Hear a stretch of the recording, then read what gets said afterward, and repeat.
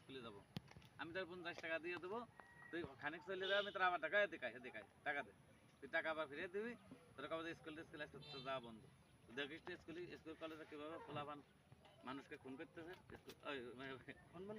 খুন খুন পাইতে সাজাবো।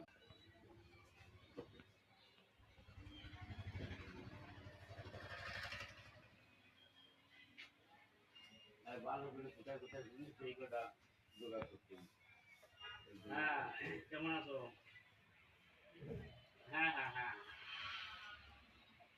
আমার কলফিটা বুঝে গেছো। রোদে কি করো? ও আচ্ছা আচ্ছা আচ্ছা আচ্ছা আচ্ছা। হ্যাঁ, বাসা সবাই আছে ভালো। আল্লাহ রাখতে পারে।